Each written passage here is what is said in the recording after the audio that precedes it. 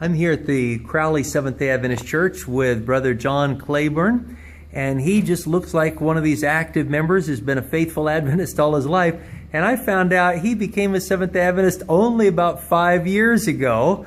I found out also his wife and her sister and their brother all had an Adventist mom who went to her grave thinking that all of those kids were lost and that John here was one of the ones who's causing him to be lost. But John, tell us just briefly, you grew up Presbyterian, but you became an agnostic. Have you seen several key turning points in your life where God's brought you to this place?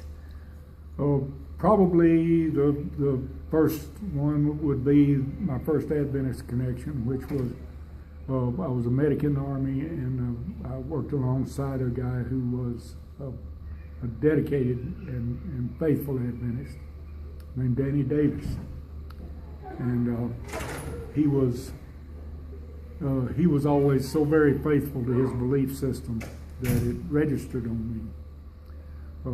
And then fast forward a few years later, and I had gotten some information from the Worldwide Church of God and started doing my own reading in the Bible, which is a little peculiar for an avowed. Avowed is the wrong word. I was a true agnostic. I just didn't care whether there was a creator or not.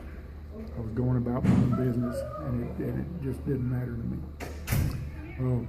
Anyway, got to reading the Bible maybe for entertainment, and became convicted of the Sabbath.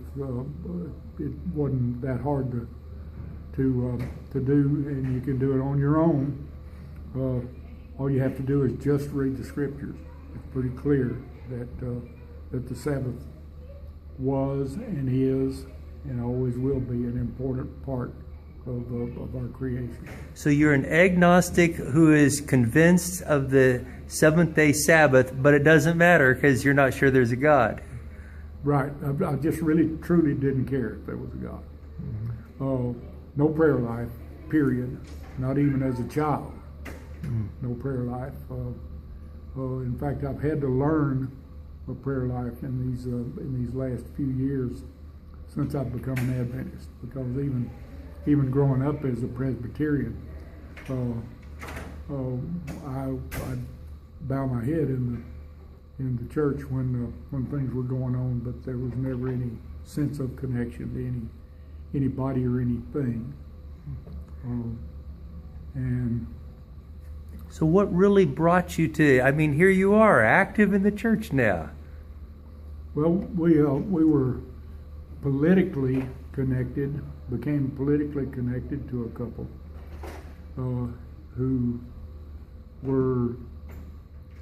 invited us to church, and said, well, okay, yeah, that sounds all right.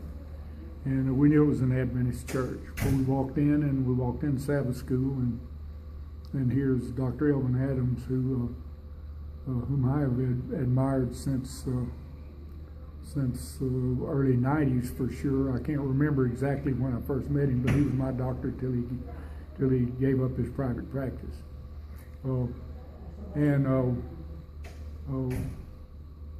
He was leading the class, and we met a bunch of wonderful people, and I think I was ready. I think God had my heart softened and ready.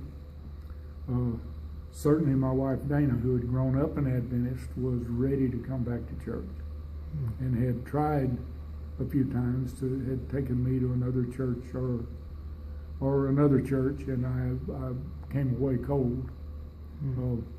But this was the place. Amen. So that your doctor, you knew had been an Adventist, but you'd never really thought of yourself ever becoming a Seventh-day Adventist. You see him when you walk in. Yep. Your heart is more warm. Your wife is ready for the first time in decades to make a decision. And you came in, and within a a year or so, you became a Seventh-day Adventist, officially joined. Oh, it didn't take quite that long. But one thing, though, one thing about this church is they put you to work right away. Amen. If you're willing to work. And I've been a worker all my life, and so is David. So, all my life so far. Okay. And so they put us to work right away. And it only took me maybe a year. I doubt if it took quite a year. Okay. And how are you involved in the church? You say they put you to work. How are you involved? Been a Sabbath school teacher for a while. We're part of the health ministry, part of the G&TV ministry. I'm a deacon, and run cameras or do camera switching every Sabbath for the main. Amen. 7 years ago, you never would have imagined that, but God saw your heart and kept drawing you. Thank you so much for sharing that, John. God bless you here. And bless you.